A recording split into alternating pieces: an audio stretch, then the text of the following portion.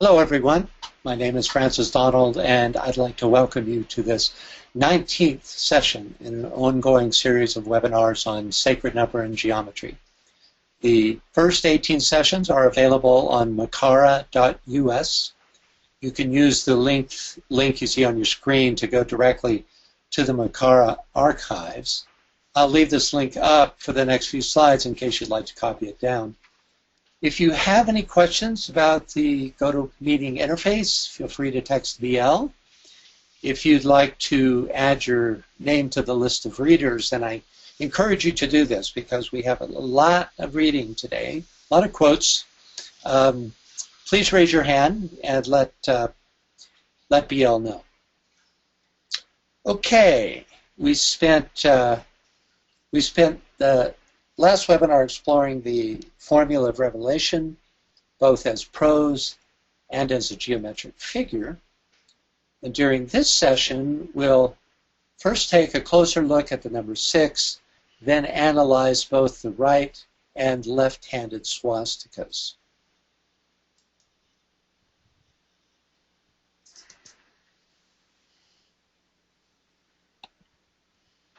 Alrighty, let me go back into full screen mode here. All right. 6 is the first perfect number, a number equal to the sum of its positive divisors. 6's positive divisors are 1, 2, and 3. Thus, 6 is also the first number to encompass the arithmetic mean. But the further integration of its divisors makes 6 unique among all numbers. For instance, not only does 1 plus 2 plus 3 equal 6, but also 1 times 2 times 3 equals 6. Perfect numbers are very rare. There are only 4 of them between 1 and 10,000. They are 6, 28, 496, and 8,128. The fifth perfect number is 33,550,336. This is going to be a test later, so make sure you get that down. A friend of mine pointed out that all the perfect numbers except 6 numerologically reduce to 1. Okay, more 6 magic. Multiplying powers of 6 always ends in 6. Multiplying powers of 6 always ends in 6, a quality only shared with the number 5 and, of course, the number 1. Ancient civilizations, especially the Greeks, recognized the uniqueness of the number 6. In the Theogony of Arithmetic, Iamblichus described the hexad, which is Greek for the number 6. Let's get a reader for this. Would someone like to volunteer to read this? Malia, please. Okay, thank you.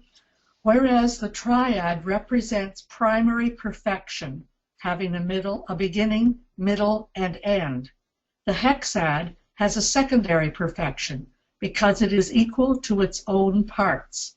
1 plus 2 plus 3 equals 6. However, the triad's perfection is also found in the hexad through 2 plus 2 plus 2, beginning, middle, and end. The hexad's perfection, equal parts, is not found in the triad. Thank you.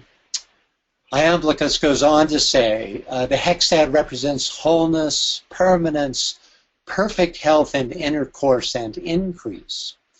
6 was also known throughout the ancient world as the perfection of parts, since in being the sum of 1, 2, and 3, 6 contains the principles of the father, mother, and child. Thus, it was considered to be the most fertile of all numbers. Which brings us to the essence of 6ness. Whereas 2 reveals the pairs of opposites, and 3 the potential union of those opposites, the archetypal trinity, 6, actually carries that potential into manifestation. Father, mother, and progeny. No surprise then that in Theosophy, the 6-pointed star is known as the star of creation, and the 6th law, the law of love. As in Theosophy, which recognizes the 6-pointed Solomon's seal as the causal body, The Greeks considered 6 to be the number of the soul. Iamblichus says, no number is more suited to the soul than the hexad, because it contains the numbers that define the musical third, fifth, and octave. And the soul is functionally harmonic by nature. That is, it mediates between the pairs of opposites. The idea of 6 as the number of the soul is also found in the 6th Sephiroth of the Tree of Life, called Teferet, which means beauty.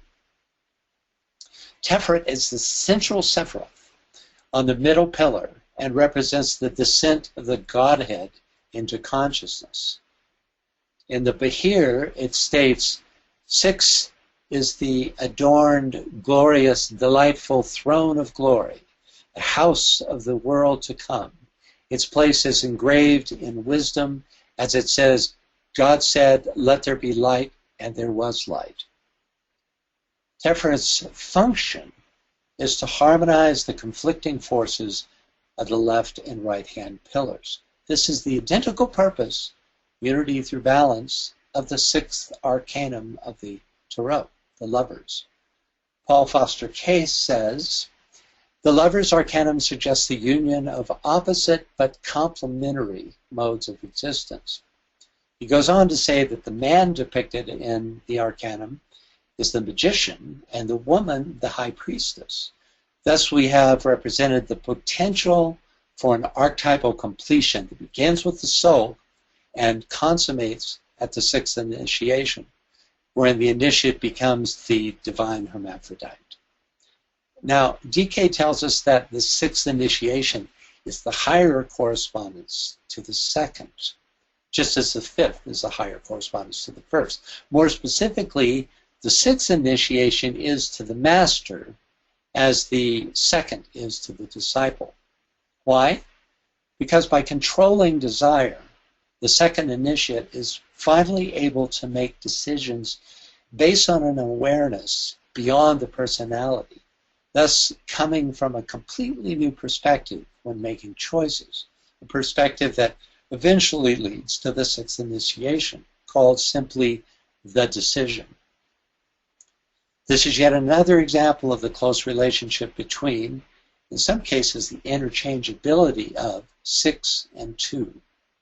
We see this illustrated simply in the 2 triangles of the 6-pointed star. Counting up takes us into the lofty regions of the monadic plane, the 6th root race, and the 6th planetary scheme, which is the Venetian scheme. 6 counting down takes us into the astral realm, workplace of the 2nd initiate, wherein the disciple must transmute his or her emotional nature through the 6th law of love. Of course, the 6th law is not confined to the astral plane, but it is through the work done there that one is able to demonstrate soul alignment. This 6th law of love is illustrated by the 6th arcanum of the Tarot, an arcanum associated with Gemini, which is ruled by the 2nd ray.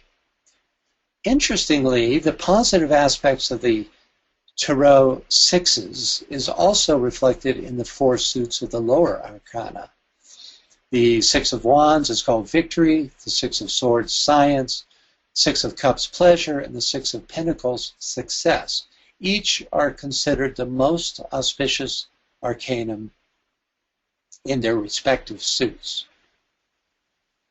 This is because they are each the elemental reflections of the 6th Sephiroth, Tiferet, which is itself a reflection of Kethor, the Godhead or Ayin Sof.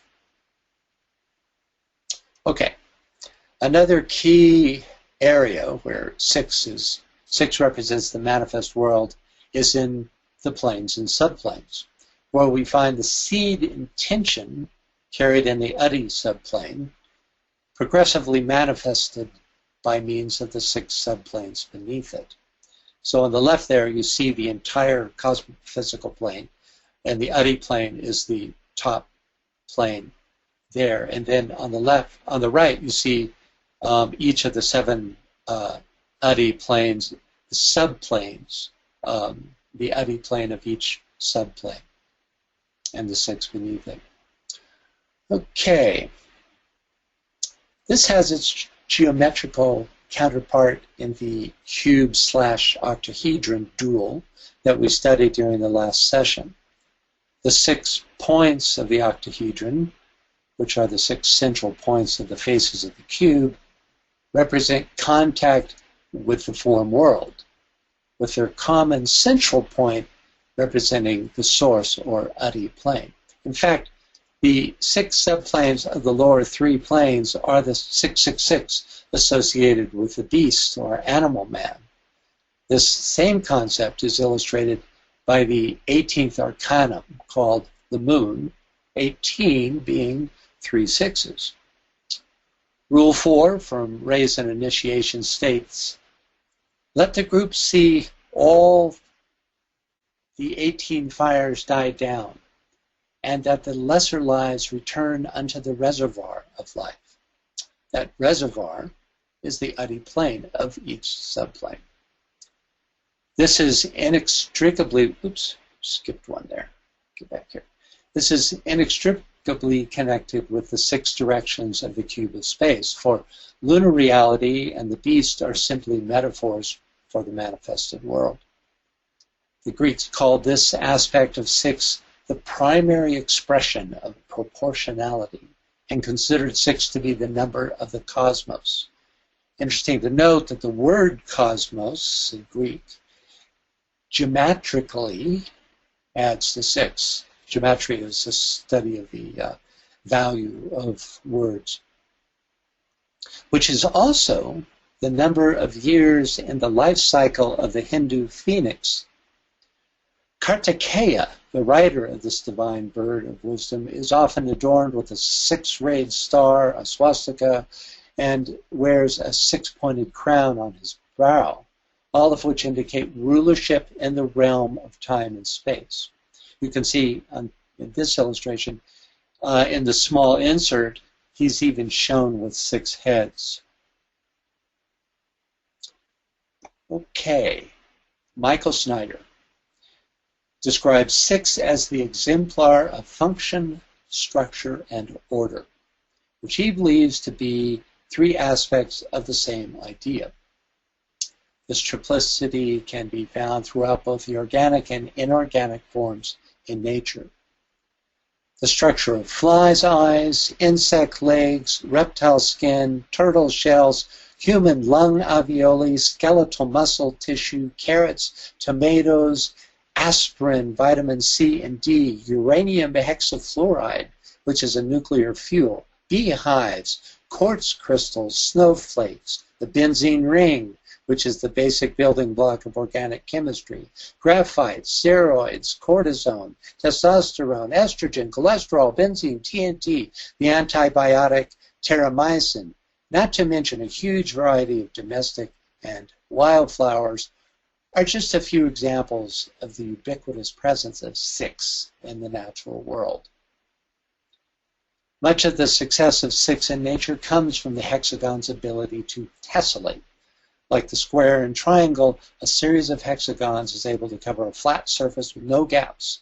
This is called close packing and provides a combination of strength and efficient use of materials unique to the hexagon. The presence of the hexagon in nature has inspired an incredible array of hexagonal art and craftwork down the ages, reaching its height in Islamic art, which combines hexagons with triangles, squares, 6-pointed stars, and other figures to achieve patterns of exquisite beauty and subtlety.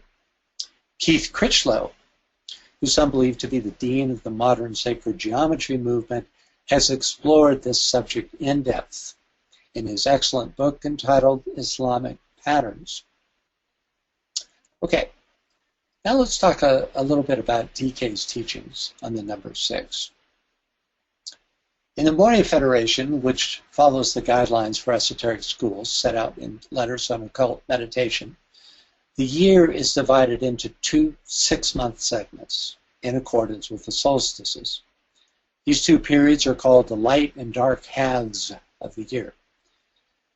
DK doesn't only recommend these time periods within the context of the future esoteric schools. In most of his instructions to individual disciples, he speaks of working with a meditation or visualization for 6-month periods. For example, DK instructs a disciple to meditate deeply during the next 6 months on the following 6 phrases. There are examples like this throughout both volumes of Discipleship in the New Age. In them we see the natural connection between 6 and 2, expressed as a waxing and waning, light half of the year, dark half of the year, which can be illustrated by the sine wave. In one instruction, DK says, inhale as you count 6, and imagine, as you do, that you are gathering up the forces of the solar plexus center to the head. Then exhale for 6 counts, and as you do, realize that these forces are pouring out through the center between the eyebrows, the 6th center, onto the world of men. Various times DK gives 6 statements, 6 phrases, 6 questions, 6 brief commands, 6 vibrations, 6 seed thoughts, and 6 steps in meditation. Many of these to be considered over a period of 6 months. In this context, DK uses the number 6 far more than any other number. We can hypothesize from this that 6 is a natural cycle with a beginning, middle, and an end, and that 2 such cycles make up the greater cycle of 12. In this regard, it's interesting to note that 60-second, 60-minute, and even 24-hour cycles numerologically reduce to 6. Okay, now let's take a quick look at the 6th ray. DK tells us that through the work of Neptune in Cancer and Mars in Scorpio, ray 6 transforms, quote, mass consciousness into the inclusive consciousness of the disciple. A significant amount of this work is done on the 6th or astral plane through transformation of the energy of the solar plexus. Mars, a non-sacred 6th ray planet, rules the solar plexus of the average human being. Neptune, a sacred 6th ray planet, rules the solar plexus of the disciple. Remember the idea put forward during the last session that the 6-pointed octahedron represents the indwelling Jiva? Well, through the trials brought on by ray 6, especially in Scorpio, we could say that the energy of the octahedron begins to dominate the cube, or form nature, and the triumphant disciple begins to emerge. But until this emergence, ray 6 is somewhat of a nightmare. It produces, quote, fanaticism, unreasoning devotion, and blind acceptance of conditions. We see this playing out in the personality rays of both the USA and Russia, which are caught in the ray 6 shadow. Note the color similarities. This is further emphasized by the fact that, 1, the energy of ray 6 dominates the Piscean age from which we are emerging, and 2, ray 6 has a natural affinity with the astral plane in which most human beings are polarized. Fortunately, on soul levels, the enlightened use of the 6th ray becomes a means of clearing the astral plane. We see this in the soul ray of Spain, whose keywords are, I disperse the clouds. The sense associated with the 6th ray is taste, which manifests on the astral plane as imagination, the mental plane is discrimination, and the Buddhic plane as intuition. The color associated with the 6th ray is rose, unique among the ray colors. Rose represents a particular stage of development, as is described in this old commentary. Could we get a reader, please, for this passage? Please go ahead, Anne. Are you there, Anne? Okay, let's try Clecia. Can you please go ahead, Clecia? Yes, can you hear me? Yes. Yes. Okay. The life that only knows itself as form, enshrouds itself in vivid red, the red of known desire, and through the red all longed-for forms approach, are grasped and held, used and discarded, until the red changes to rose, and rose to the palest pink, and pink to white. Forth flowers then pure, white rose of life. Thank you, Felicia. Rose appears in every petal of the egoic lotus, except for 2 of the knowledge petals, which tells us that the energy of the 6th ray is critical towards our passage to the soul. Possibly this is because there is, quote, a direct correspondence between the rose of the astral and the yellow of the Buddhic plane.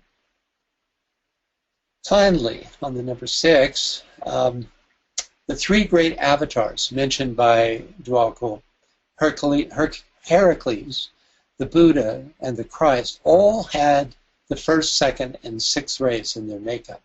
Heracles had a 6th ray astral body, the Buddha a 6th ray mind, and which was a very rare phenomenon.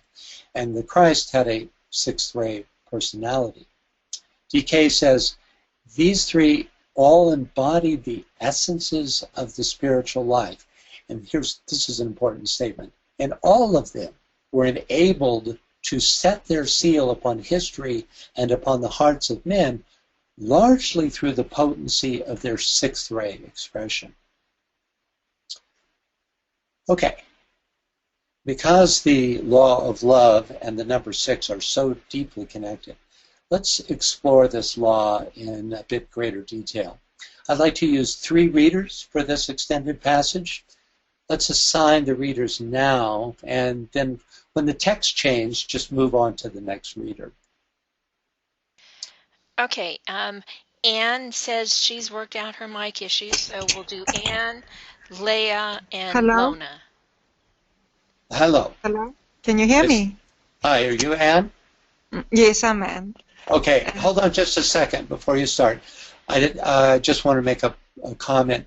When DK, during this extended passage, when DK refers to the concrete rays, he's speaking of the odd-numbered rays. When he refers to the abstract rays, he's speaking of the even-numbered. This is in keeping with the idea that the concrete rays are expressive of the occult and the abstract rays of the mystical. So go ahead, Anne. Thank you. Okay.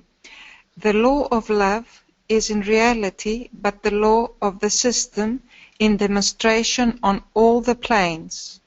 Love was the impelling motive for manifestation, and love it is that keeps all in order sequence. Love bears all on the path of return to the Father's bosom, and love eventually perfects all that is. It is love that builds the form, that cradles temporarily the inner hidden life, and love is the cause of the disruption of those forms and their utter shattering, so that the life may further progress. Thank you. Thank you. Leah, please go ahead. Love manifests on each plane as the urge that drives the evolving monad onwards to its goal, and love is the key to the Deva kingdom and the reason of the blending of the 2 kingdoms eventually into the divine hermaphrodite. Love works through the concrete rays in the building of the system and in the rearing of the structure that shelters the spirit. And love works through the abstract rays for the full and potent development of that inherent divinity. Okay. Third reader, please. Lona, please go ahead. Love demonstrates through the concrete rays the aspect of divinity, forms the persona that hides the oneself. Love demonstrates through the abstract rays in developing the attributes of divinity, and evolving to fullest measure the kingdom of God within. Love in the concrete rays leads to the path of occultism. Love in the abstract rays leads to that of the mystic. Love forms, shells, and inspires the life. Love causes the logoic vibration to surge forward, carrying all on its way, and bringing all to perfected manifestation. Thank you all. Appreciate it. DK goes on to say, the sixth ray of devotion and the sixth law of love have a close alliance. And on the sixth plane comes the powerful working out in the lower triad, the personality, of the law of love. The astral plane is, at the present time, the most important for us, for in desire, not corrected or transmuted, lies the difference between the personal consciousness and that of the ego. The theme of love and its relation to the number 6 is present not only in the planes and rays, but also in the subraces, races, globes, rounds, chains, and schemes, as we see in the following quote. Can we get a reader for this section, please? Please. I know this is a lot of reading, but it's this really is the core teaching on the law of love. Please go ahead, Suzanne. We can't hear you, Suzanne. Are you? Can you hear me? Just barely. Can you speak louder? Yes. Is this better? That's better. If you could get closer to your mic, that would help. Okay. In the sixth chain of each scheme, the sixth law and the sixth ray have a very important significance, whilst the seventh chain of each scheme is always synthetic, love and activity in a perfect balance. The same effect can be demonstrated in the sixth round. In the sixth round of the present chain of the Earth scheme, the sixth law will demonstrate with great clarity and force as love shown in brotherhood, love translated or transmuted from the astral to the Buddhic. So in the sixth root race and the sixth sub-race, a similar analogy will be seen. Out of the shattered form of the fifth sub-race of the fifth root race, built up under the fifth ray of concrete knowledge, with the aid of the fifth law of fixation, will emerge the sixth sub-race of brotherly love, love shown in the realization of the one life latent in each Son of God. Thank you, Suzanne. So we see the deep connection between 2 and 6, the second ray of love wisdom and the sixth law of love. Graphically, we see this in the six-pointed star with its 2 opposing overlapping triangles, creating a new six-sided unity in the central hexagon. This could be a metaphor for union of opposite sexes, union with one soul, union between the Deva and the human kingdoms, or even the union of 2 planetary loci. DK says the sixth scheme, that of Venus, is the scheme of love. Viewed from one angle, the Venusian scheme is the second, and from another, it is the sixth. It depends upon whether we reason from the circumference to the center or the reverse. We could probably spend the rest of the webinar just exploring why that might be true. Unfortunately, we don't have the time to do that. That which connects the point to the circumference is the radius. Since 6 is, as HPV points out, the animating or informing principle, we could hypothesize that love is able to demonstrate in the manifested universe as a result of the fact that the side of a hexagon is equal to the radius of its enclosing circle. That is to say, love manifests through the energetic transference from the primordial radius to the phohatically charged hexagon. The radius was the first extension from the all-encompassing unity, and thus to be seen as representing the first act of love. Stanza 3, verse 3 from the Secret Doctrine tells us, darkness radiates light, and light drops one solitary ray into the waters, into the mother deep. That one solitary ray, the radius, emanated from the central point of unity and defined the circumference of the manifested world. It's interesting to note that 6 radii, equal to the 6 sides of a hexagon, form 3 diameters, one for each of the trinity of Father, Mother, and Son, in which the number 6 is said to contain. Okay, let's move into our analysis of the swastika, starting with the physical. DK describes this first step simply as its exoteric consideration, line, form, and color. So at this point, we're not looking for meaning or significance, but rather for a tabulation of physical attributes. It'd be great if you participate when called on. Briefly describe a single physical attribute. Your observations may seem obvious, like the ones listed here. That's fine. Any ideas that help us to physically define this figure are useful. Okay, I'll start. By the way, as others and I describe these attributes, consider preparing for the next step of our analysis by imagining their possible meanings and significances. You may even want to jot down the ideas that occur to you in order to share during the next segment. Okay, the swastika, which can be oriented with its outer arms extended either to the left or right, is made up of 2 3-line segments set at right angles to each other.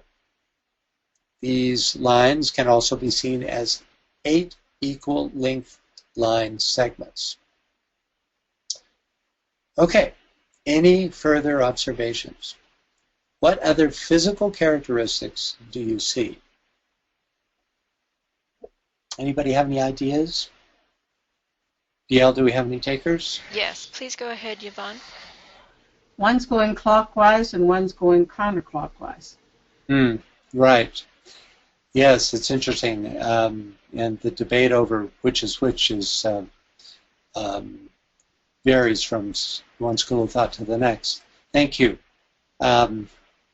Anyone else? Any other thoughts about the physical attributes of either or both swastikas? All of the angles are at 90 degrees. Correct. There's only one angle in the swastika, and it's a 90-degree angle. Other ideas? Other observations about the physical attributes of the swastika? Please go ahead, Martin. Yes, there are 3 vertical and 3 horizontal lines. Actually, there's more if you divide them, but yeah, right. That's interesting. Yeah, it's right. So if you don't divide the middle line, the middle vertical or the middle horizontal, then it's 3. Thank you. Yeah. Okay. Good to have you here, Martin. Other thoughts? Please go ahead, Suzanne. The symmetry is noticeable. Yes, they're almost precisely symmetrical, aren't they? They are precisely symmetrical, each to itself, within itself. Yeah. Any other thoughts? Any other observations? Anne says 4 squares. 4 open squares, right. Yeah, 4 suggested squares. Other thoughts? Please go ahead, Mr. Murthy. Yeah, this left one is positive, the right one is negative. The conventional usage is the left was swastika we use in India. Right. It's great to have you here, because in Hinduism, that's right. It's associated with Kali. At this point, I would like to restrict our observations just to physical attributes. In our next segment, we'll look at the meaning and significance. And your comment would pertain to that. Thank you. Okay. So other just physical observations. Would there be not just 4 open squares, but there are 5, the large one? Yes, that's true. The one that encompasses the smaller 4. Is that what you're thinking? Yeah. Yeah. That's true. Yeah. So there's really 5 squares. Other thoughts? That's good. Nancy, did you have a comment? Yes, this is a little bit odd, but both of them individually indicate dynamic movement or action, it seems to me, but together, facing each other, they seem to cancel each other out. Or balance each other, depending on how you like it. Yeah. That's, in fact, that's one of those borderline things that has a little more to do with the meaning. But yes, because it is also intrinsic, just in the physicality of it. But it's a kind of implied meaning, you know. But yeah, it's your observation is noted. Thank you. Anything else? Purely physical attributes.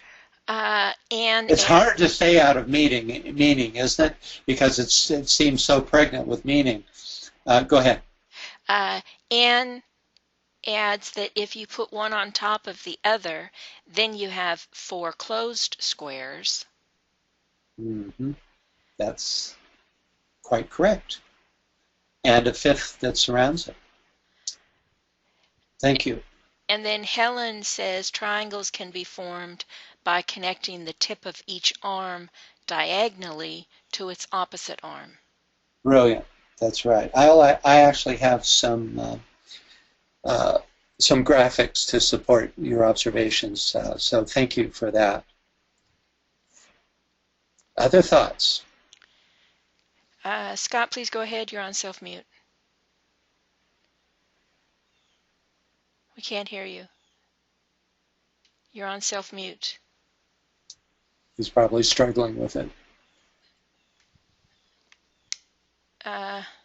Scott, we still can't hear you. You're on self-mute. Let's come back. Okay. Any other thoughts? There we go. There you go. I found the new symbols there kind of threw me off. They moved, it seems. Anyway, looking at the figure, it seems to be 2-dimensional, but that's just what we want to see. It actually can be 3-dimensional. Mm-hmm.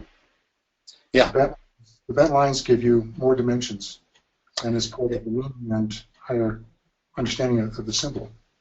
Yep. That's absolutely right. Yeah, thanks for that. And actually, we'll get into that a little more when we get to the meaning. But it is also intrinsic in the shapes of these the swastikas, that sense of 3-dimensionality. Anyone else? Okay, I'm going to move on. And here's some additional physical attributes. Some of these you've brought forward. I present them again in order to share my illustrations with you. Since it has no enclosed spaces, the swastika can be called an open figure. However, if we overlay 2 swastikas, as someone pointed out, we get a closed figure with 4 small squares enclosed by a 5th square. Either swastika creates 4 U shapes whose openings face the 4 directions. At the center of both swastikas is the same equal-armed cross. Both swastikas have, Martin pointed out, 3 lines. If you look at them as segments, then it's 4 vertical and 4 horizontal lines. Joining the endpoints of the extended lines of either swastika creates an equal arm X. This in turn creates 4 right-angled isosceles triangles, which was also pointed out, and that was a really good observation. The swastika has 8 90-degree angles, adding to 720 degrees, the number of degrees in two circles. The swastika marks the cardinal directions, as well as the four intermediate directions. The geometry of the swastika allows one to easily determine the golden ratio. First, divide one of the swastika's line segments in half by drawing a diagonal line, as illustrated in that upper left diagram. Then rotate half this diagonal line until it intersects the baseline. The point of intersection marks the golden ratio. That is to say, this new extended baseline is in a golden ratio proportion to any of the 8 swastika line segments. Okay, DK separates the next stage of our analysis into 2 parts as follows. Could we get a reader for these 2 steps? Martha, would you please read for us? We don't hear her. Okay, let's try. Please go ahead, Iris.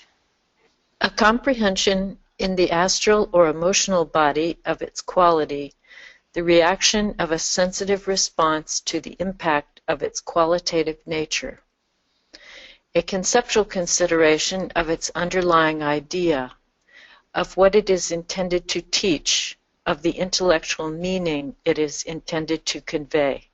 Thank you.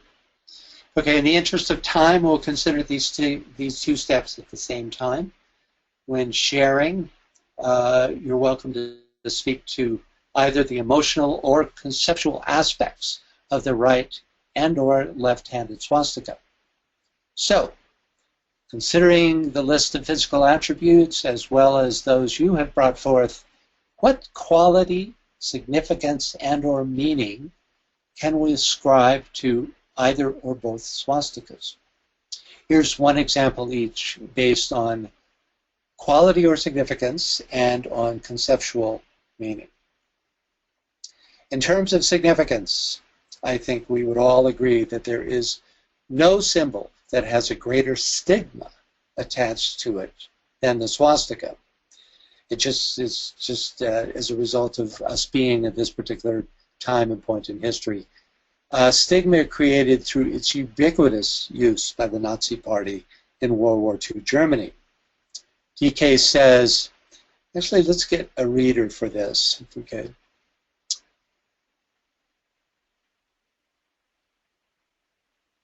Malia, please go ahead. It is in the lower aspect of this cross that the Nazis chose this symbol as theirs.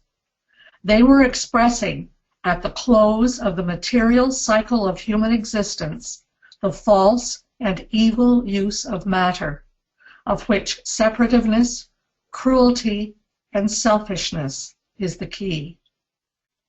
The misuse of substance and the prostitution of matter and form to evil ends is the sin against the Holy Spirit.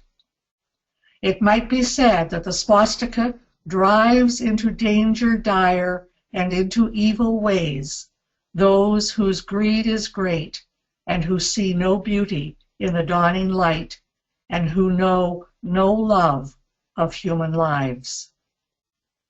You know, it's interesting to note that, one of the last dates of the war was 1944, and that in the swastika we have those 4 squares. So we literally have the date. And I've thought of this just now as a result of seeing what he says here, that we're coming to this, the deepest point of materiality. Where is it? It's this,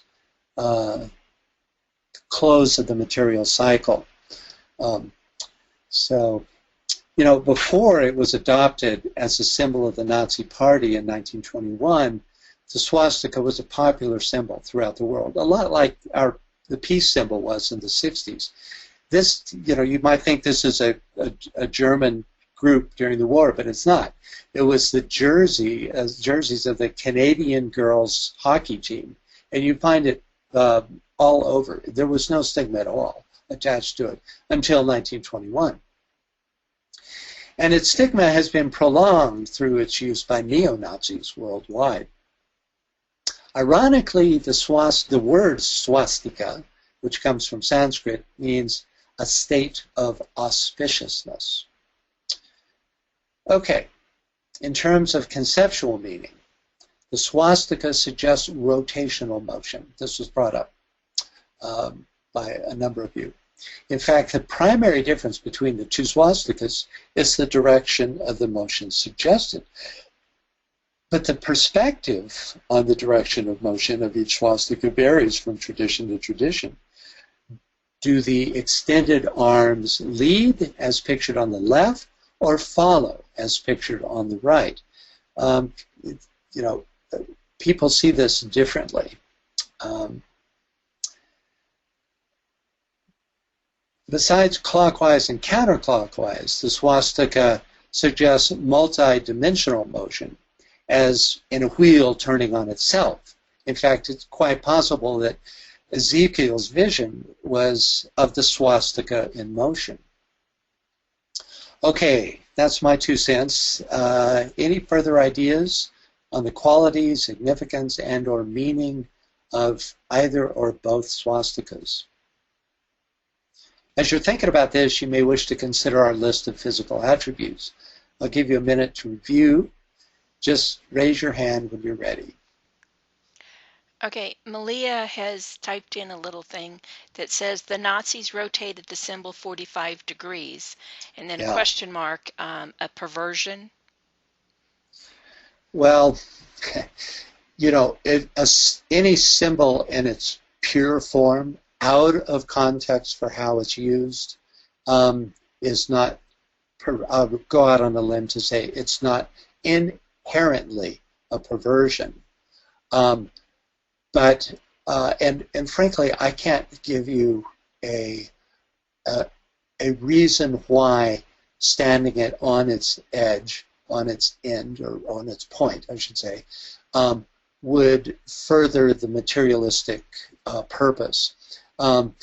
In some ways, it's a good thing because it, in some small way, distinguished it from the swastikas that are used by Hindus and Buddhists and the Jains and by others all over the world, which always set it square and always have.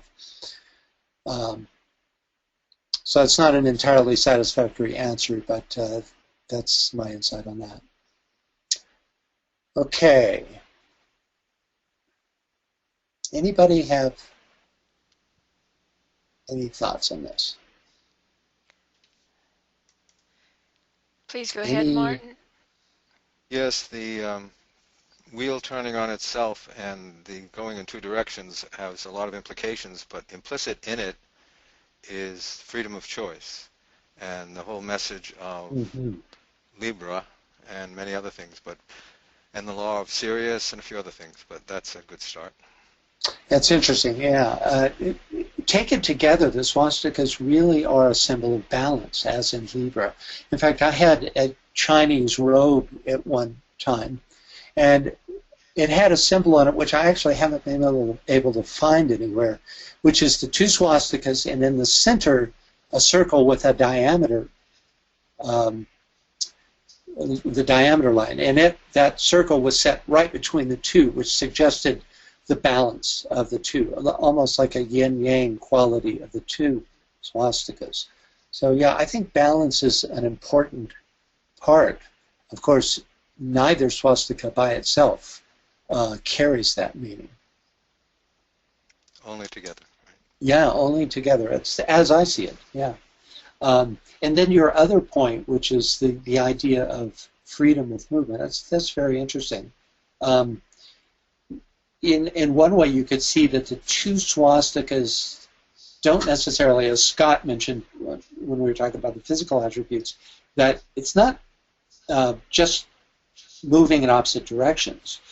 It could be that the 2 swastikas together describe the whole idea of a wheel turning on itself. That's the concept. That's the esoteric interpretation of the 2 swastikas. Any other thoughts as to the meaning or significance? Yes, we have several comments. Julie says open doorway, incarnation, and then back. Mm-hmm. Mm-hmm. Yvonne, please go ahead. The last comment that was made about energy, what reminded me of these going different directions is the chakras, the energy centers. Mm-hmm. Supposedly when a chakra is open, it's spinning clockwise. And then when it's closed or something's wrong, it's spinning counterclockwise. I was wondering if that's analogous at all. Well, actually, DK, and I'll be reading this, has a segment that directly connects the swastika to the centers when they're in full motion. As to the directions, I can't verify your findings. The evolutional direction is considered to be counterclockwise. The involutional direction is considered to be clockwise. But even that is somewhat tricky, because if you look down on something spinning clockwise and you pick that thing up, like say a fan, and you pick that thing up and you hold it over your head, it's spinning in the same direction as it was before, but now it's moving counterclockwise in reference to your perspective. So in some ways the whole idea of clockwise and counterclockwise is one of perspective. Any other thoughts? Suzanne says center point of each is a place of stillness. Mm-hmm. That's an important point. Yeah, the central point itself is not in motion. In fact, you have this duality between stillness and motion. It's an important part of the concept. Good. Not any other thoughts? Yes, Malia, please go ahead. It has been said that Hitler, as somewhat of an occultist himself, was aware that by rotating the swastika, that it depresses the energy field of people and makes them easier to manipulate because they don't have the same free will. That's interesting. I would, it begs the question how that occurs as a result of turning at 45 degree angles. It's a fascinating thought, and there is a lot of evidence supporting the idea that the Gang of Seven, as they're sometimes called, who incarnated in Germany at that time, were occultists and used these symbols and methods in a very specific black magical way. Yeah. Thank you for that. Other thoughts? Let me see. Anne says, I have read about a rod on fire going round and it makes a swastika. Interesting. Okay. Other thoughts? Anyone else? Yvonne, you have another comment? About the chakras and the direction, when I was in healing school, they said if you put your thumb, close your fist, put your thumb into your chakra, like your heart chakra or solar plexus, the direction your fingers are going, the direction your fingers are rotating or going, is the direction, the right-hand roll. That's the direction the chakra is rotating, which is right. Oh, interesting. Okay. So that's a way of nailing that down. Uh-huh. It's from Barbara Brennan School of Healing. Oh, okay. Interesting. Other thoughts? Anyone else have any ideas about the meaning of the swastika? Isn't it Mercury? Is that right? That's your last name, though. I don't know your first name. You were talking about the positive and negative aspects of the swastika, which I know is a Hindu belief. Are you there? Would you like to talk a little more about that? Can you call on him, Bill? Yeah, go ahead, please. I've unmuted you. You may be on self-mute. We can't hear you yet. Is it related to tree of life or flower of life? I'm sorry? Can you, sir? I'm sorry. You know, for me, you're breaking up a lot. You're moving in and out. So, could you try again? Is swastika is related to power of life or tree of life? Any significance? Well, it certainly is connected to the tree of life. Yeah, I think the lines or the channels that connect the various Sephiroth in the tree of life. Those are energetically connected through the potency of the swastika. You could say that the swastika is intimately connected with Fohat, which we'll discover as we get into the secret doctrine, which we're about to do here in a little bit. That it is a method of energy transfer. It's a means, for instance, for the unseen realms to manifest and for us to return to it. It's very Fohatic in the sense that it bridges the planes and subplanes. It's often represented by, interestingly, by a bird. Shiva has Garuda, which is this bird that enables him to actually move down into the lower planes. Yeah, this is. I'm sure you know much more about this than I do, but specifically to the swastika, it's an energetic mode of movement. So, okay. Well, then, shall we move on? Does anything? We do have a couple of more comments here. Good. Julie says magnetism and electricity of the dual energies. Mm-hmm. Magnetism and electricity, yeah. Well, right. It's very much associated with especially electricity in its higher sense of the term. They are, you could say, the means by which the Fohatic electrical impulse is able to penetrate into matter. Okay, other thoughts? And Clesia says symbol of transmission.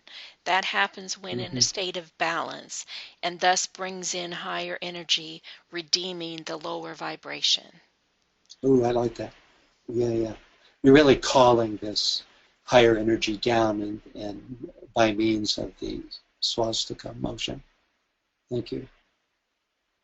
Okay, that's it. Okay, folks, if that's all, I will move on. Okay. As usual, while preparing for this webinar, I developed a list of significances and meanings related to our figure. But after researching the history of and the esoteric writings on the swastika, especially in the secret doctrine, in the interest of time, I have opted to present this research instead, mainly because the ideas I had come up with were represented in the teachings that I researched, but to a much more profound degree. So I'm just going to move it this way. The swastika is among the most esoteric of all the symbols we have looked at during this series of webinars. The earliest known swastika is from Mazin, Ukraine. It was carved on a late Paleolithic figurine of mammoth ivory, the extinct mammoth, around 10,000 BC.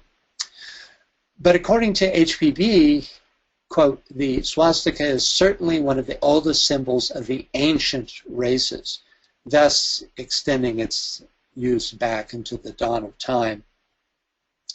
Early swastikas have been found in Persia, Lebanon, England, Norway, Denmark, the Indus Valley, Africa, Vietnam, Native America, ancient Rome, Neolithic China, Samara, Armenia, Galicia, in other words, pretty much everywhere you can find that it was used.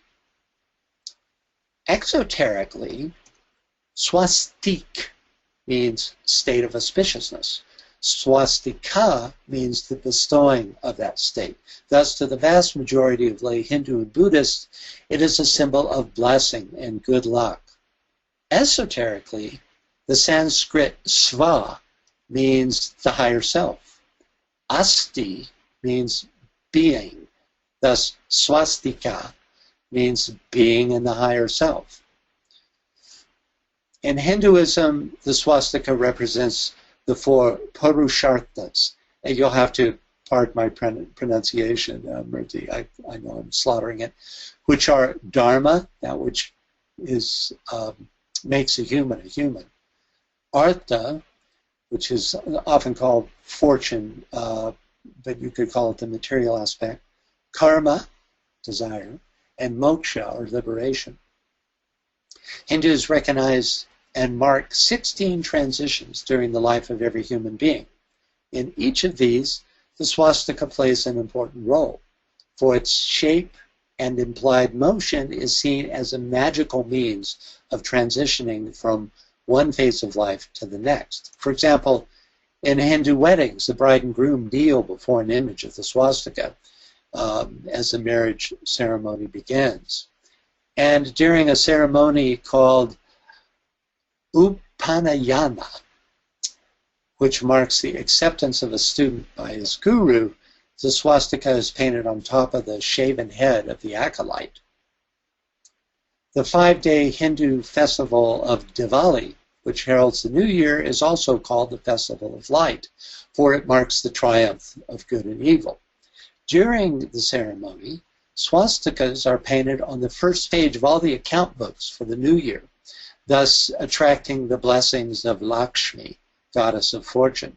Now, Lakshmi is the wife of Vishnu, and one of the 108 sacred symbols that identify Vishnu is the right-handed swastika, which resides on the forefinger,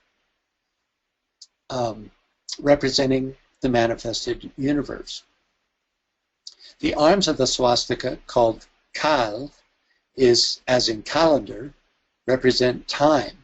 So by extending his forefinger, Vishnu brings into being time and thus temporal existence by means of the swastika. The swastika is also the symbol of Surya, the Hindu sun god, its 4 arms representing the sun's movement through the sky, another reference to time. In Hinduism, the left-handed swastika is associated with night and thus with Kali. However, for the most part, it's not seen as evil. After all, Kali worship was practiced by saints such as Ramakrishna. Now, this same left-handed swastika is the more commonly used swastika in Buddhism, and on regional maps marks the location of Buddhist stupas. Look closely and you'll see a whole bunch of swastikas describing these stupas. In Buddhist philosophy, the swastika is said to contain the whole mind of Buddha. I mean, think about that. The swastika contains the mind of Buddha and can often be found imprinted on the chest, feet, there we go, or palms of Buddha images. The swastika is considered the most auspicious of the 65 auspicious symbols associated with the footprint of Buddha. So auspicious, in fact, that it is used to mark the beginning of Buddhist texts. It is also called the seal on the Buddha's heart. So heart, mind, and feet. It's quite an important symbol in Buddhism. In Jainism, the 4 arms of the swastika represent the 4 possible destinies in the cycle of birth and death. Heavenly beings, human beings, animal and plant beings, and hellish beings. But we must turn to the secret doctrine for a truly esoteric understanding of the swastika. Notice it there at the top of the symbol. Let's choose 2 readers now. And we'll just move to the second reader when you see the text change. Okay, could we pick a couple of readers, please? Yes, we're going to start with Scott and then go to Trudy. Okay, great. Okay, I can be heard? Yes. You can. Great. Few world symbols are more pregnant with real occult meaning than the swastika. It is symbolized by the figure 6. For, like that figure, it points in its concrete imagery, as the ideograph of the number does, to the zenith and the nadir, to north, south, west, and east. One finds the unit everywhere, and that unit reflected in all and every unit. It is the emblem of the activity of Fohat, of the continual revolution of the wheels, and of the 4 elements, the sacred 4. Further, its 4 arms, bent at right angles, are intimately related to the Pythagorean and Hermetic scales. One initiated into the mysteries of the meaning of the swastika, says the commentaries, can trace on it, with mathematical precision, the evolution of cosmos and the whole period of Sajna. Also, the relation of the seen to the unseen, and the first procreation of man and species. Thanks, Scott. By the way, Sandhya is translated as dusk or a transitional period. Okay, so let's move on to this. Oh, sorry. Yeah, go ahead. There we go. Please go ahead, Trudy. Can you hear me? Yes. Yes. Remember the allegory of karma, the creative power, the great architect of the world, called in the Veda the all-seeing God, who sacrifices himself to himself. The spiritual ego of mortals are his own essence, one with him, therefore. Remember that he is called Deva Vadhika, the builder of the gods, and that it is he who ties the sun, Surya, his son-in-law, on his lace in the exoteric allegory, on the swastika in esoteric tradition. As on earth he is the Hierophant initiator and cuts away a portion of his brightness. Thank you. So in the first quote, we discovered that the swastika is a means by which Fohat becomes active. Fohat, through a progressive revolution of wheels, drives spirit into the realm of space and time.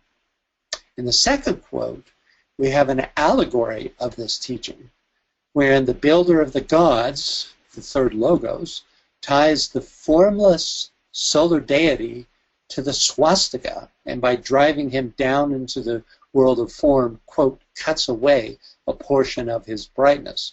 Because, when the formless realms enter the realm of form, the brightness is reduced. This is, of course, a sacrificial act made for the redemption of the form world, that part of the form world lying within Surya's ring pasnat. So it looks like, actually doing fairly well with the time. Does anybody have any questions or comments about either of these paragraphs? I wanted to point out that, Blavatsky is a unique writer. And she says that it is symbolized by the figure 6, which I thought was fascinating. For like that figure, it points in all the directions, which was one of the reasons it sort of verified that I would like to conclude this series on the 4 webinars on the number 6 with the swastika.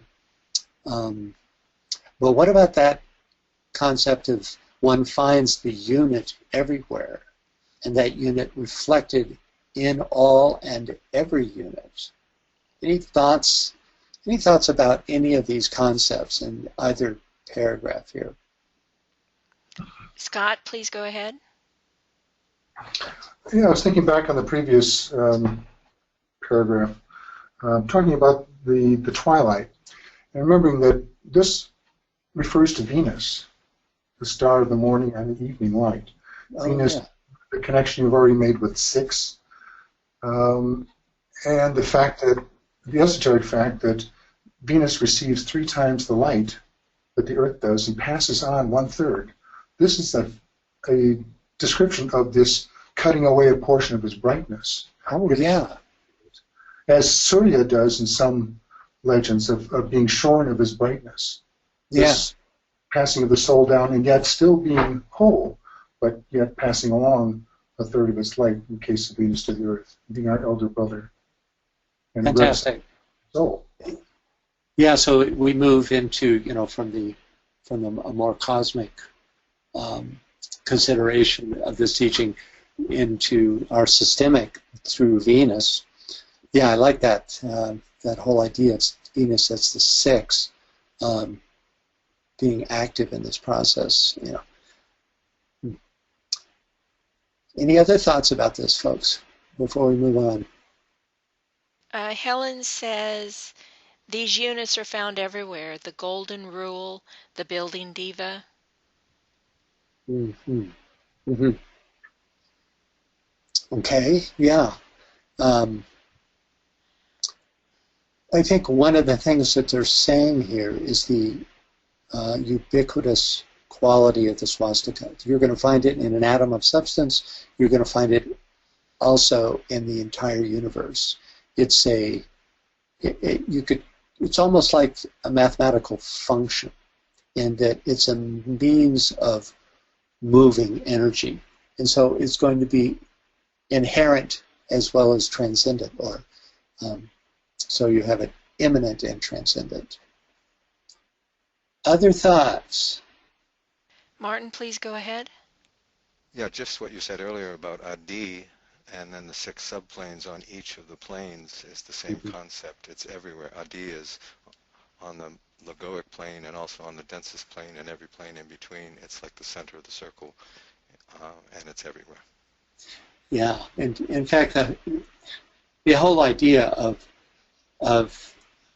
the Adi or Adi subplane being separated out on top of the other 6 is a kind of heresy, because it's, but how do you illustrate it? It's inherent in all.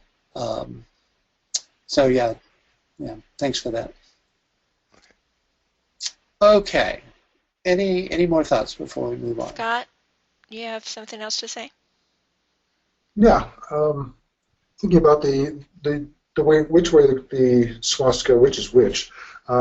Remembering that DK gives the swastika as the cross of mutable cross, and he has it as the Nazi cross, which I see it as the flags are kind of flying in the wind. So it's actually turning, as I see it, the Nazi is turning counterclockwise.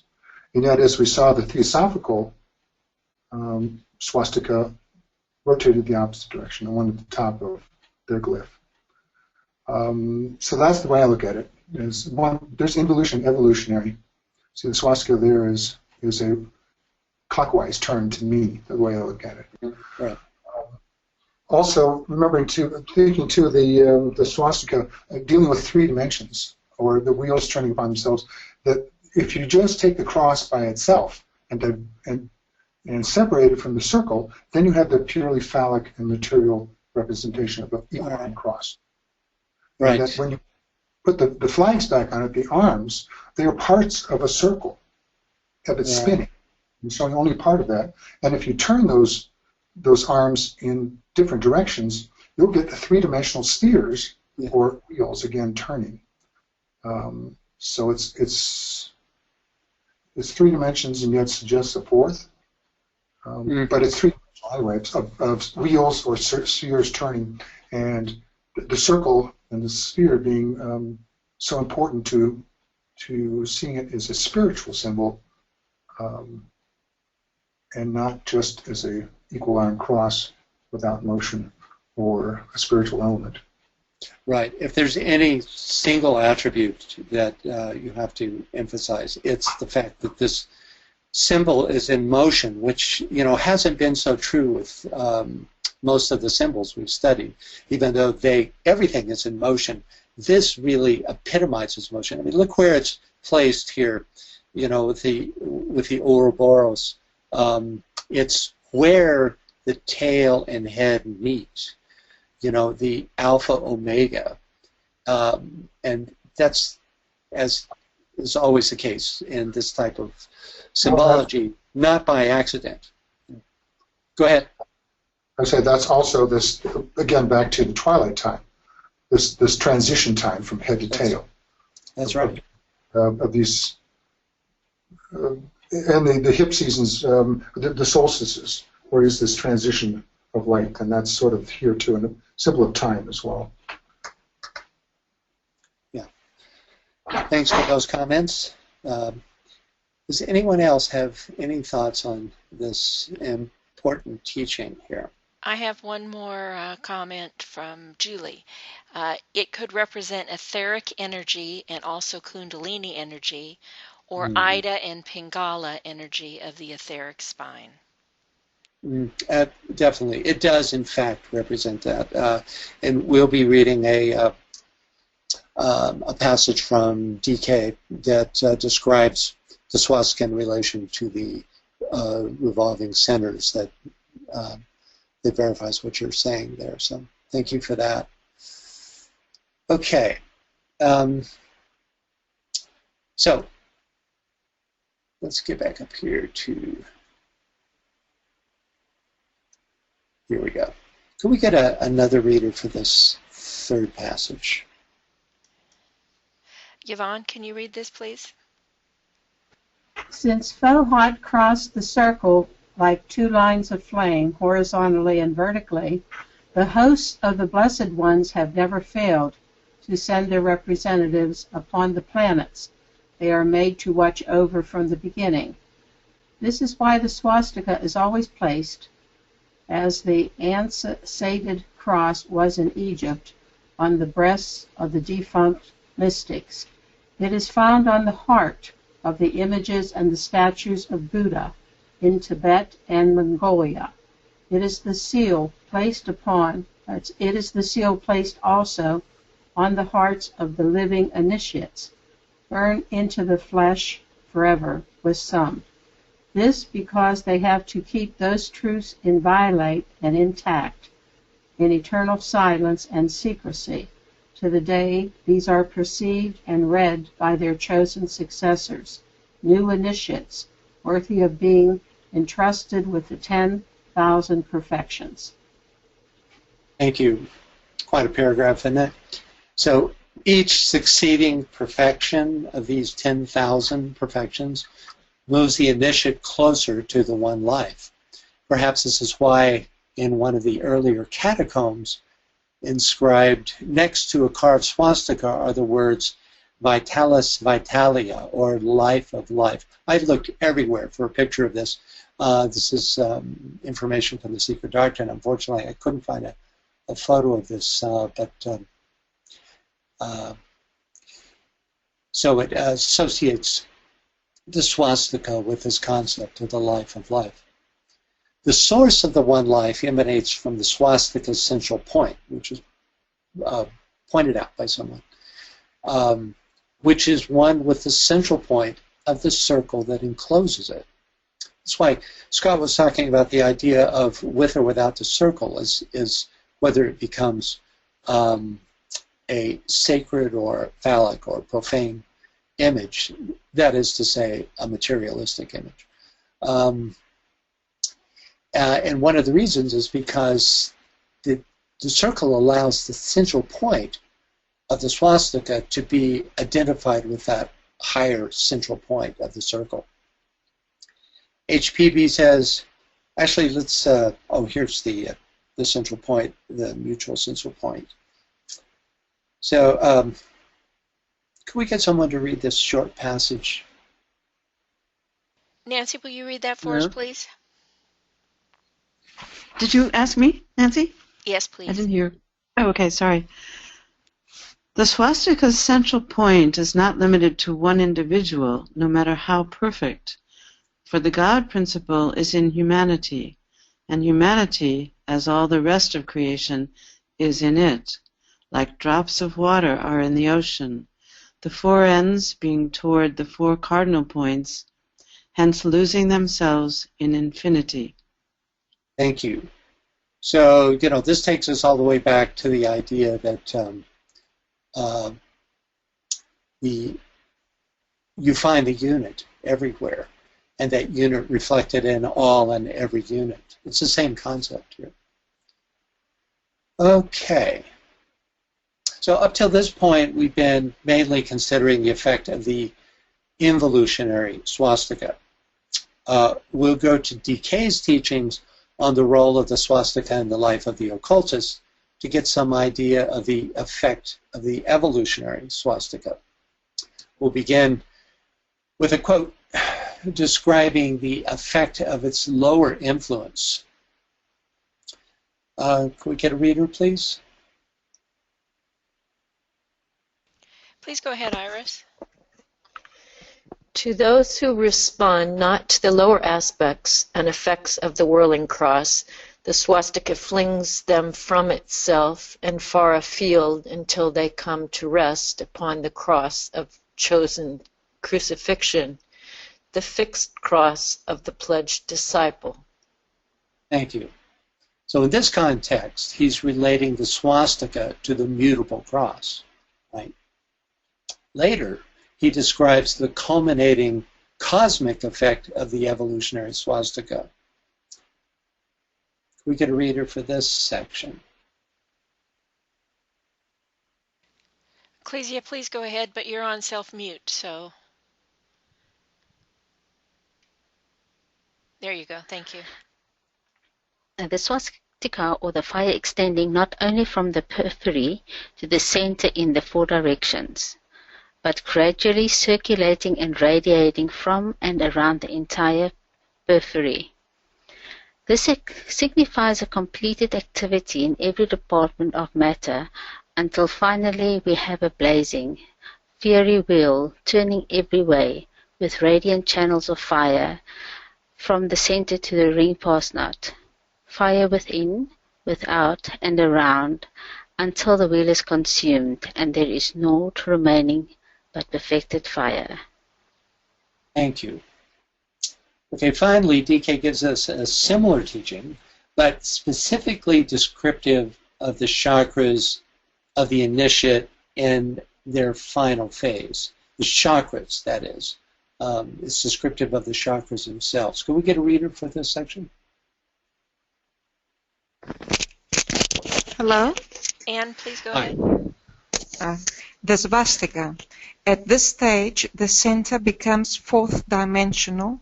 The inner rotating cross begins to turn upon its axis and to drive the flaming periphery to all sides so that the center is better described as a sphere of fire than as a wheel. It marks the stage of the path in its two divisions, for the process of producing the effect described covers the whole period of the path.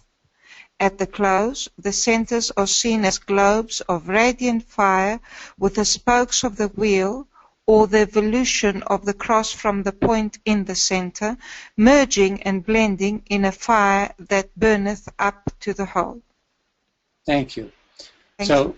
What Scott said was right. It becomes fourth dimensional, as well as because of its furious pace of rotation, becomes as a sphere, a fiery sphere. And remember that these centers are not just centers of human beings; they're also cosmic centers. Every planet of the 7 sacred planets are centers in the body of the solar logos. So we have the same phenomena that will occur in the later stages of the solar system. Okay, does anybody have any thoughts or comments on those, either of those paragraphs before we move on? No, Anne wanted to add the same thing you just did about in the cosmic fire, it's the symbol of that. But then you said that, so you covered it. And I don't see any other hands or. Well, as I'm looking at the time, I think we need to move it anyway. So now let's take a look at the next stage in DK's analysis, which is the stage of the synthetic grasp of the purpose of a symbol, of its place in an ordered manifesting plan, of its true unified intent. The stage is not about attributes, rather it has to do with synthesis and unity, synthetic purpose and unified intent. So just as the first stage has to do with the physical plane, the second with the astral, the third with the mental, or the lower mental, this stage suggests we apply our intuition and thus lift our consciousness to even higher levels. Notice too that in this stage it's divided into three aspects. The stage of the synthetic grasp of the purpose of a symbol, of its place in an ordered manifesting plan, and of its true unified intent. So, what is the synthetic purpose or unified intent of the swastika, and what is its place in an ordered manifesting plan? Another way of saying it is, what single purpose characterizes the swastika? Okay, if any of us were truly able to answer this question, we would probably be in the higher ranks of the hierarchy, but we're angels fear to tread, right? So let's take a stab at this. Any ideas about the synthetic purpose of the swastika? Martin? Take a moment to consider. Oh, okay, great. Go for it. Okay, it's the will of God to manifest. And I could say more, but I think that says it all. It's the will of God manifesting. To manifest. Yeah, to manifest. And I would say that the swastika, being an active principle, is the actual process of movement into manifestation. Thanks for that. Well, just one further comment. If you talk about Aries and Libra, and Aries being related to will, and Libra to the center of balance that makes manifestation possible, that's a whole discussion in and of itself, because Aries turns the wheel both clockwise and counterclockwise, and Libra is the centering point for both turnings. So that's worth pondering. Yes, it is. Huh, interesting. Other ideas Yes. as to this? Sorry. Okay, go ahead. Yogi says, ever the path, to tread and be. Yes. It's very related to the concept of a path, this bridging idea, which is also very much connected with the number 6. Six is the idea of sixness, is animation. Right, in the opening slide, Blavatsky equated sixness with the animating or informing principle, and I think we have that personified in the swastika. Okay, other thoughts? Ecclesia says becomes a source of power, propelling forward into higher spheres of consciousness in a spiral motion. I like that. That would be the evolutionary aspect of the swastika. Great thoughts, guys. This is good stuff. Other ideas as to the synthetic purpose. What about its place in an ordered manifesting plan? Suzanne has some comments. She says, Shambhala, in the center where the will of God is known, there lies an essence of the perfected peace, a moving energy that has its essence in stillness. I like that. Yeah. Yeah, one can't help but think that this is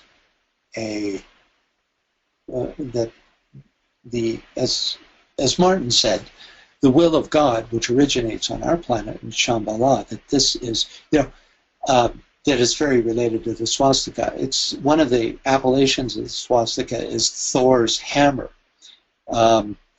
which has, kind of, a hammer has a pejorative quality. I mean, getting hit by Thor's hammer, but in fact, you can easily see that as an aspect of the will of God, right? So it's that which carries out the will of God. Okay, any more? Nope, that's all I see for right now. Oh, wait. They're coming in. Julie says, the constant movement of the universe, not in its pralaya stage or not manifesting. The constant motion of the universe and not in pralaya. Yeah, right. Yeah, one could say that when that single ray drops into the mother deep, the radius, right, which is energetically related to the 6 through the side of the hexagon, that at that point the swastika is activated. And also it's related very much to the third principle in the sense of it's active intelligence. It's activated. It's a form of becoming and of progression through the cycles. Okay, anything else? Anyone? Yes, I got a couple more. Helen says the informing principle in the manifested plan. Mm-hmm. The informing principle in that, it's very informing is I think a very germane word for the swastika. Yeah. And then Yogi says, reading Dinah, page 248, number 1, that the law of change governs the hierarchy just as it governs humanity. Number 2, that the disciple who functions under this law has the following things to do. A, to deal with the constantly transforming changes in his own personality, and B, adapt himself to the rapidly developing and changing events which are taking place within the hierarchy. Okay. Thank you. That's both within and without. Okay. Any other comments? That's it. All right. Some very good observations today. Thank you. Here's my thoughts on the synthetic purpose of the swastika. First of all, the dual motion of the swastika is both transcendent and immanent, for it is both inherent in the smallest particle of substance and a universal force to which all creation responds. The swastika, through the activity of Fohat, is the energetic means by which the formless realm descends into the realm of form, and evolutionally, on the reverse swastika, the means by which every discrete union of consciousness, through progressive recognition of the central point, becomes reunited with its monad. As HPB says, the swastika relates the seen to the unseen being represented by the central point of the swastika, the seen by the 4 arms, and by the movement of those arms, which represents that arena of activity called time and space. Okay.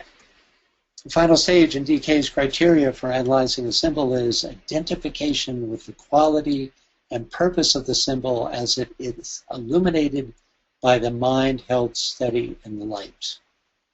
This final stage brings into activity the brain as well as the mind. So let's attempt to identify with, rather than merely reflect on, the quality and purpose of the swastika. We'll take exactly 1 moment to do this, starting now.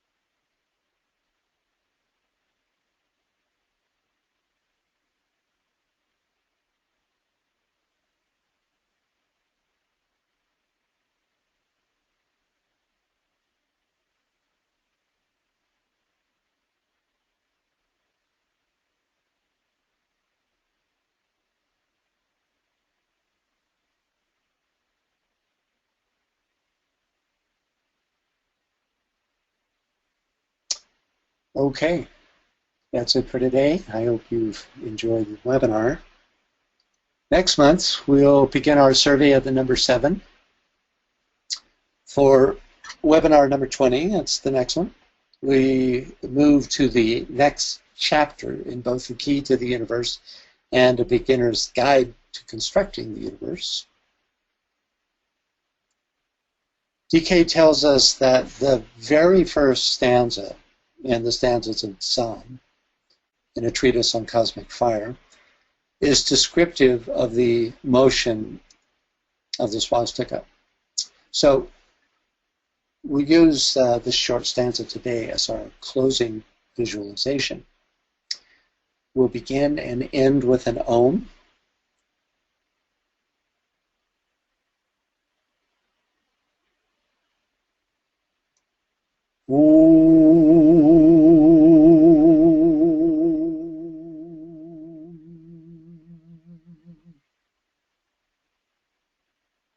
The secret of the fire lieth hid in the second letter of the sacred word. The mystery of life is concealed within the heart. When the lower point vibrates, when the sacred triangle glows, when the point, the middle center, and the apex connect and circulate the fire, when the threefold apex likewise burns, then the two triangles, the greater and the lesser, merge into one flame, which burneth up the whole.